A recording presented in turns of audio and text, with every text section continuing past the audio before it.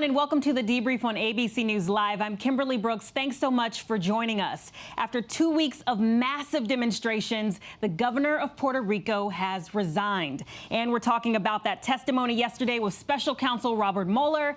And there's a heat wave in Paris. But first, here are your headlines. The new British Prime Minister Boris Johnson isn't wasting any time in trying to get a new Brexit deal. No country that values its independence and indeed its self-respect could agree to a treaty which signed away our economic independence and self-government as this backstop does. People fear that far from wanting to take back control, the new Prime Minister would effectively make us a vassal state of Trump's America. A day after taking over for Theresa May, Johnson today is calling on the EU to rethink its refusal to renegotiate the Brexit deal. Their current refusal to make any changes to the withdrawal agreement. If they do not, we will of course have to leave the UK without an agreement under Article 50. The UK is better prepared for that situation than many believe. Great Britain now is on track to leave the European Union with or without an agreement at the end of October. The search continues in Canada for two teens now charged in the murders of a North Carolina woman and her Australian boyfriend. Police say the car belonging to the teenagers has now been found burned out thousands of miles from the murder scene. Rapper A$AP Rocky has been charged with assault in Sweden. Prosecutors say the entertainer and two other men with him during a street fight in Stockholm will stay in jail until they're brought to trial. They've already spent 20 days behind bars, and that case has drawn the attention of fellow recording artists, even President Donald Trump. Investigators say their decision is based on witness statements and video not available to the public.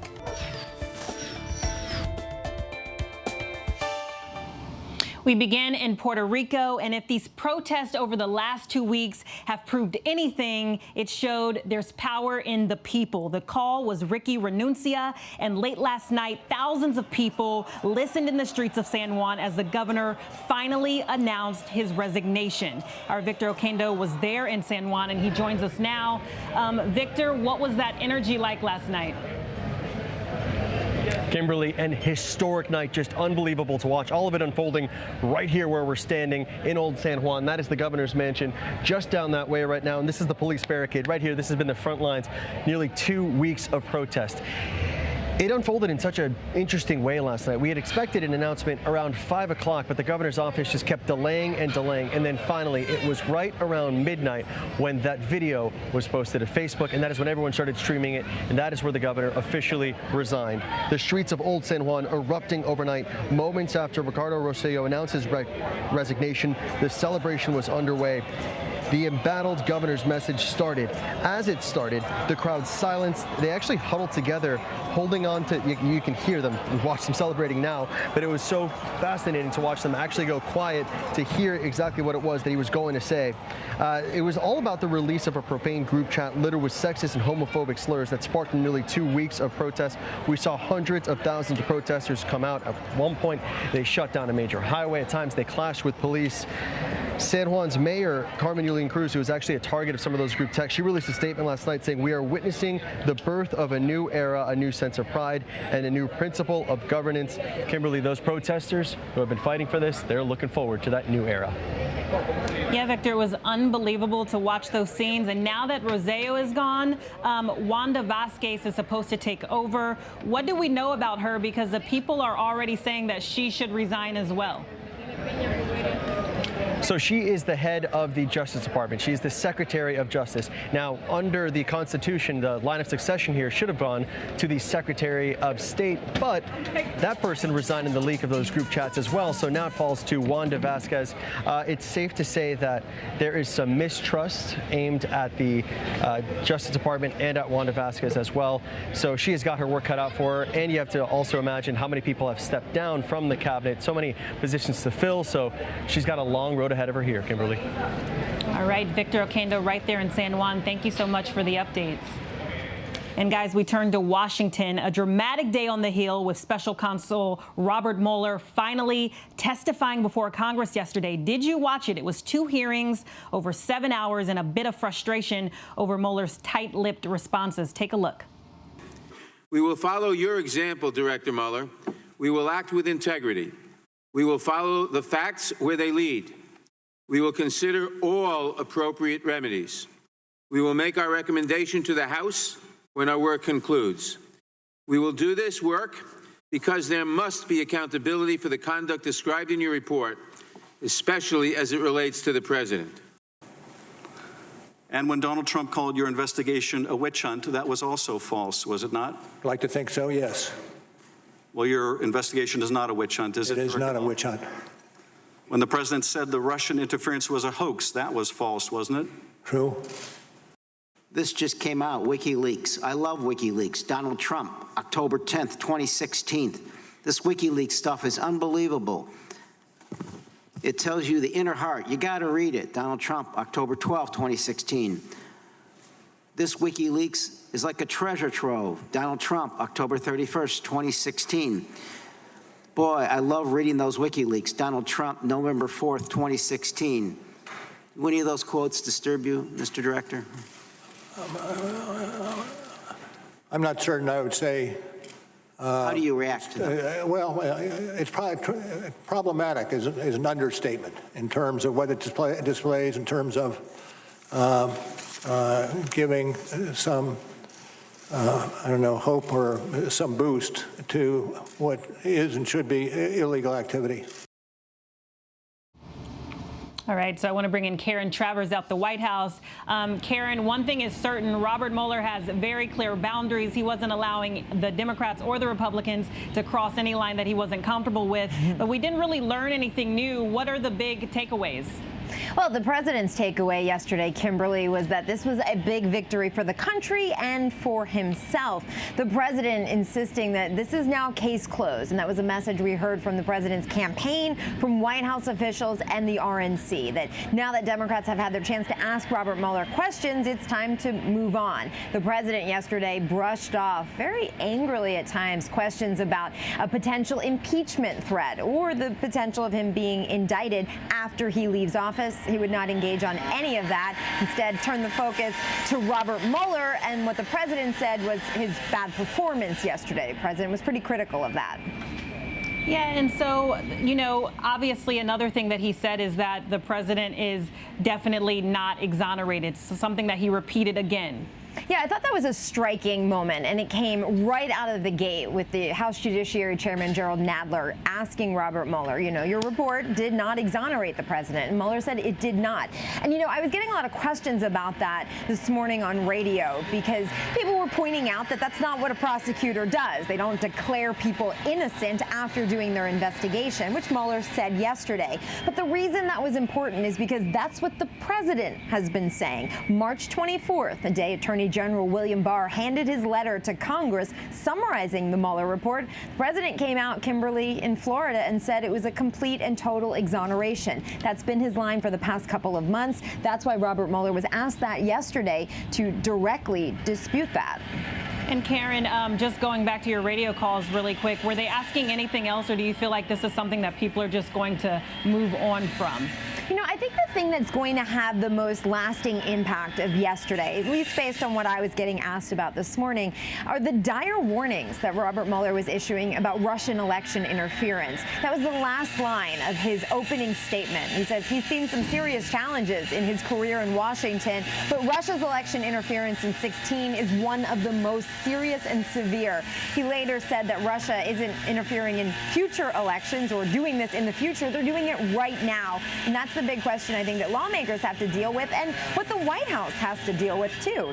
Also, just want to apologize, just so you guys know what's happening. They're building a bigger fence here at the White House, raising the fence up so people cannot get over it. It's going to be really loud here for the next couple of months, so we apologize for that. We appreciate you telling us, Karen. Good to see you. Karen Travers at the White House. Thanks for the updates. And guys, we're going to continue this conversation and bring in Tom Bossert. He's a former Trump national security advisor and ABC News contributor. Tom, as a former advisor, what was your reaction to the hearing yesterday? Well, Kimberly, a few things. I think we ultimately saw the same thing that we read a few months ago. So there was a little bit of collective disappointment, I suppose, depending on your perspective. But what we saw were three things. We saw Director Mueller reaffirm that the Russians did, in fact, attempt to interfere with our election process. Now, we can't quantify to what extent or whether anyone was actually persuaded by their attempts in our voter bloc, but it's nevertheless troubling. And then separately, we heard him repeat that there was no evidence to suggest that the Trump campaign coordinated with the Russians in their attempts to so influence the voter base. So that's where the president gets his victory. There was no evidence of collusion, as he calls it, really criminal conspiracy with the Russians. And then lastly, we heard him raise the alarm bell that that evidence gave him reason to believe, and I can tell you that that is the case, that the Russians are doing it again. They're up to their old tricks. Other nations are doing it. The Chinese, Iranians, and others have done this in the past. And so I think that was the real serious takeaway from yesterday. And then lastly, there's a little bit of a distraction on whether there was insufficient evidence to demonstrate that anyone obstructed Director Mueller's investigation. I think that that fell flat as well. Yeah, so if we just stay on the national security and the Russian interference, I mean, that's pretty disturbing, but it doesn't seem like Republicans or President Trump are really trying to do anything about it. Well, I'm not sure if that's fair. There's a number of things that people are trying to do. I think there are two halves to this. The first is to make sure the election infrastructure is secure. That's entirely separate. We want to make sure they can't actually tinker with the votes themselves. That the administration is taking quite a bit of effort on, or steps on, investing a lot of money into. We'll see. I think it's going to work. Separately, though, there's not a lot you can do about a foreign government trying to influence how we think and what we read and putting out social media perspectives. And the key to an information operation like that is awareness. And frankly, I think it makes it all the more important that we have curated media sources like ABC to provide thoughtful commentary and news reporting, and that we steer a little bit farther away from news organizations or social media platforms that are promoting discord. All right, Tom Bossard, right there in our D.C. Bureau, thank you so much for joining us. Thank you, Kimberly. Yes. And in the meantime, North Korea is firing 2 short-range missiles, its first weapons launch in more than 2 months. So Martha Raditz is in our D.C. Bureau, breaking it all down. Martha? Kim, South Korean military officials confirming that both missiles had features indicating they were a new type of short-range ballistic missiles. One of those missiles traveling more than 400 miles into the sea, the other traveling more than 250 miles. Both were fired from mobile launchers. There were 2 short-range missile tests back in May as well. President Trump downplayed those missile launches.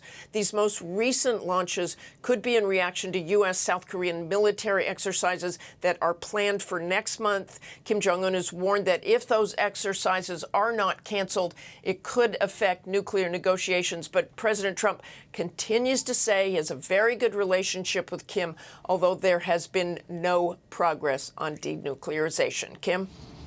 All right. Thank you, Martha. We appreciate that. And we're moving to another hearing yesterday on the ongoing, deeply disturbing humanitarian crisis at the border. Just because you don't hear it every single day doesn't mean it's not happening or that it's gone away. Children are still separated from their families in unsanitary conditions, leaving many children sick, without adequate food and water, sleeping on cold floors, sitting 24/7 in bright lights, all conditions doctors and lawyers who have visited these facilities call inhumane. So I want to bring in Margaret Hang. She's the executive director of Amnesty International, and you actually testified at this hearing yesterday. Margaret, I want you to tell us what you told lawmakers and why we need to pay attention to this. Thanks so much. So we actually talked about our report, which Amnesty International released last week. In that report, we highlighted the problems of the current crisis, and we point out that the crisis has actually been caused quite a bit by the president's own policies. First, the separation of families is still happening at the border, despite the president's decision last June of 2018 to stop formally separating parents and children. Over 700 families have been separated since that order last June, and we're continuing to see children taken away from their loved ones. A second issue is the information sharing agreement between the office that takes care of the unaccompanied children and DHS, and particularly the Immigration Enforcement. And because they're sharing information between those agencies, which did not happen prior to a year or two ago, because that's happening, many of the children's family members who would otherwise come forward and take those children into their homes are afraid to come forward because the information has been used to identify people for deportation. And so our concern is that those policies of the Trump administration have actually exacerbated the situation and forced so many children to remain in inappropriate settings like the Homestead facility in Florida. Yeah, so, you know, it's been a long time since these reports first came out. Has anything changed to help this situation? So interestingly, there was an operational directive issued by the Office of Refugee Resettlement, which has the custody of unaccompanied children. And this directive was issued in June. Since the directive was issued, it requires a number of categories of sponsors to no longer have to provide fingerprint information in order to be united with their families. Because that was the order that had created a chilling effect and discouraged many sponsors from coming forward, now we've seen a flood of sponsors come forward to claim children. And in the last month, thousands of children have now been reunited with their families. And so there is a change happening, but what it also highlights is that the crisis was actually being caused by the policies of the administration, not actually by the influx of larger and larger numbers crossing the border. Yeah, and so before we go, I just want to get your opinion on solutions for this complicated issue. What do you think should happen next? So one of the things we think is most important is putting the priority of reuniting children with their families first, rather than focusing on building these very large warehouse structures that are keeping children in detention for months. We believe that the emphasis and the funding should go to reuniting children with families, which means doing the background checks, ensuring that that is done safely and as quickly as possible. All right, Margaret Hang, Executive Director of Amnesty International, thanks for joining us today. We appreciate everything. Thanks for your time. And guys, we move on to Facebook. The company is paying up. The government slapping the social network with a $5 billion fine over privacy issues and also adding new restrictions to how Facebook handles your data. The FTC says it hopes this will, quote, change Facebook's entire privacy culture. So I'm joined by Jeremy Kaplan to discuss this, the editor-in-chief of Digital Trends. So Jeremy, what does this mean for Facebook and how it treats all of our personal information? Well, thanks for having me on the show, first of all. Yes, pleasure to be here. What does it mean? I worry that it means not a lot, not enough, unfortunately. We've seen so many problems with Facebook over the years, right? So much has been underscored and highlighted and exposed, and yet nothing has really changed. So the imposition of a $5 billion fine doesn't really feel like it's going to impact these people, unfortunately. I wish it would. Yeah. And the idea that they're going to change some of their business practices, which Mark Zuckerberg said they plan to do, sure, he says a lot. We've seen Mark Zuckerberg time and time again come out and say, we're going to change, we're sorry, we regret X, whatever it was. Right. And we've never really seen that change happen. So is this going to be the thing that kicks them down the road and says, we're going to make some big changes? I don't think it is. So you don't think the fine's a big deal because $5 billion sounds like a lot to the average person, but it sounds like maybe it could also just be a drop in the bucket. It is a drop in the bucket. Look, $5 billion is nothing for a company like this. They just announced their earnings, not an impact. And after this was announced, did the stock tank? Did it tumble? No, not at all. So I worry that this is really not going to impact them at all. And look, let's look at the broader picture here.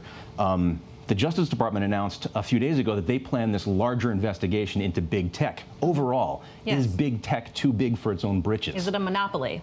Is Facebook a monopoly? Yes. Is Google a monopoly? Is Amazon a monopoly? I wrote a whole op-ed for Digital Trends about this because I feel like all of these companies, the answer is a resounding yes. They are too big. Amazon especially, for goodness sake. I mean, there was a study that came out just yesterday saying that 75% of retail companies are worried about Amazon undercutting their prices. So the Gap is worried about Amazon and not about J.Crew. Wow. That's a real problem, right? That's huge. Yeah, that's crazy. So is a $5 billion fine going to affect Facebook? I don't know. Is Google going to change its practices just because the DOJ is like looking at them a little bit?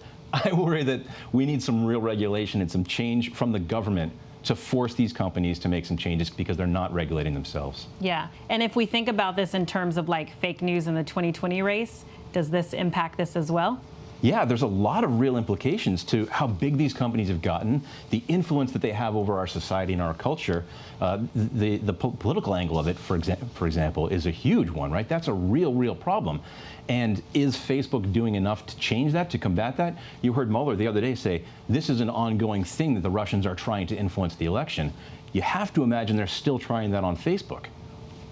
What's Facebook going to do? Yeah.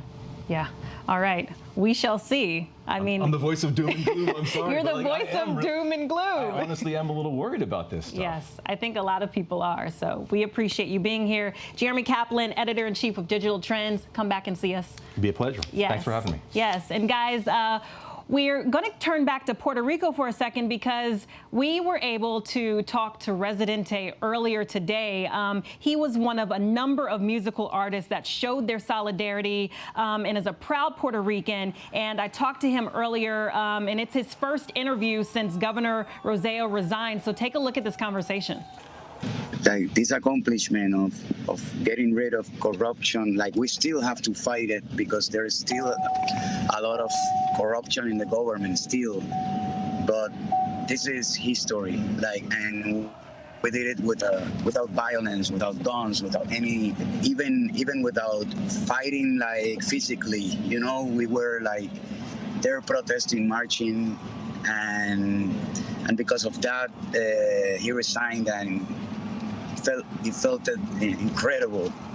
Like I was saying last night that it was one of the happiest days of my life. Like it was powerful to watch, and I want you just to remind us what was the last straw for all of the people, half the island, to take to the streets this time.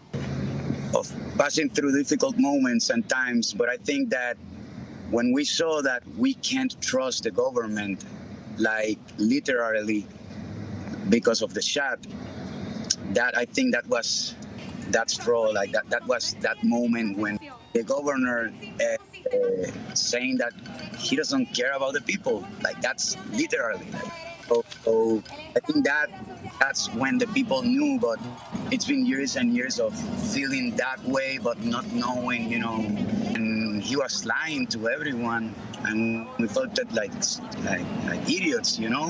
And so we started to fight and to protest right away, straight, like 12 days without non-stop, like everyone on the streets. And the pressure was so huge that he had to resign. But there's still people in the government that they're connected with the governor, and we don't want them. Like we want to start fresh. We need to start different parties. You know, this is the same political parties for years and years. We have to change that. We have to start and create something new. We need something new because what we have doesn't work. You know, you were able to bring all of these other celebrities to join in solidarity with the people as well. What was the conversation that you had with Ricky Martin and Bad Bunny and your sister Ile to just join and basically start a revolution? You know, I don't want to call it a revolution, but it was great. Like Benito, Bad Bunny, like he was also mad about it, so we started to talk. And also Ricky Martin. So we created a chat between the three of us. And that's how we started. And then we wrote like some statements about what was happening. And then we decided to make a song. Like I did a song with Bad Bunny and Ile, and we didn't stop since then. Like it was very organic, you know, and that's why it's beautiful. But it was very organic, and Ricky was so mad, you know, because of everything, but also the governor and the people who work with him, they were talking bad about his family, about the LGBT community, wrong, like super homophobic comments. Like, it was so bad that everyone was mad. So it was pure, from their heart, from our hearts. And Benito also, like, his tweets helped a lot, like Bad Bunny. His tweets helps a lot. Why have you always felt the calling to fight for the people of Puerto Rico, even to the point of being censored by the island?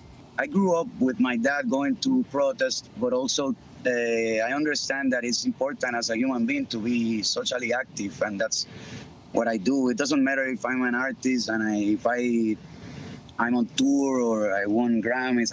I'm still a human being, and I'm still I don't only do it with Puerto Rico. I do it politically with Puerto Rico, but socially with Latin America also. It's kind of like our duty. So what is your hope for what happens next? I know you're headed to a march. Is the march today another protest, or is this more a celebration now? Celebrating, but also marching, because we need to keep going.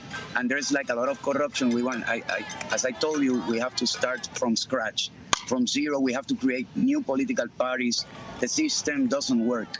It's not working. Yeah, and just really quick, your thoughts on Wanda Vazquez, because she's supposed to be the person who fills in and, the person who is in after this transition.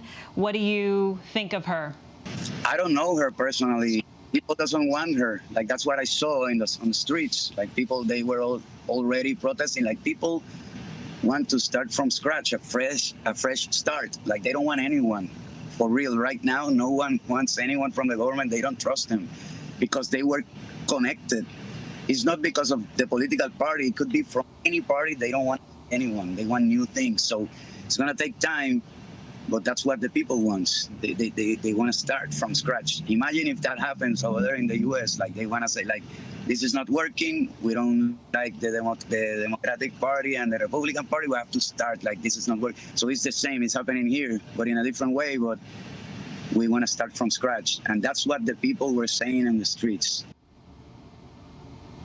Yeah, so pretty historic there. We couldn't leave without showing you that conversation. So we want to thank Residente for joining us. And before we go, there was a heat wave in New York, and now there's a heat wave in Europe, like really hot, a massive heat wave sweeping across the continent. Paris actually breaking its record for hottest temperature ever recorded, a balmy 105 degrees. So our David Wright is in Paris with more. David, the heat is actually impacting the repairs at the Notre Dame, isn't it?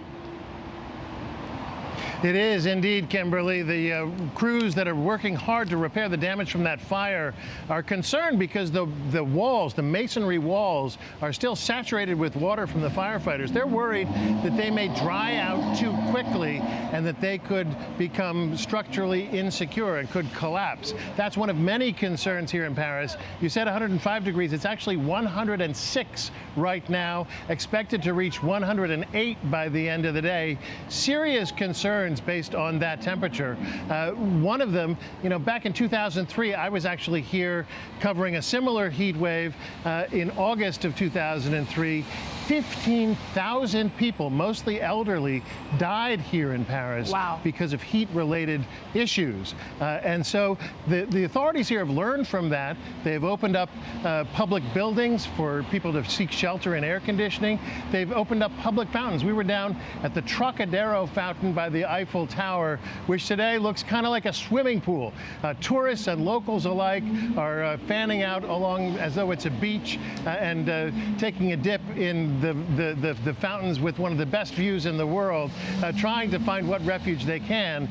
The authorities here are concerned because Paris is a city where most people don't have air conditioning. You simply don't need it. So when the temperature gets this high, there's a concern that it could cause those heat-related deaths. And this is an issue not just in Paris, but across Europe. You mentioned Paris, London, Amsterdam, Brussels, Berlin, Munich, Rome, all expected to reach record temperatures in this heat wave. The forecasters say the temperature should break by the weekend. and it can't come quickly enough. We've sought out a patch of shade here where there's at least a hot breeze to keep us from melting, but cool sounds pretty good right now. All right, David, we hope everyone stays safe, and we, of course, hope everyone stays cool. Thank you for joining us. We appreciate it. And guys, continue to take care of yourselves. I'm Kimberly Brooks, and I'll see you tomorrow.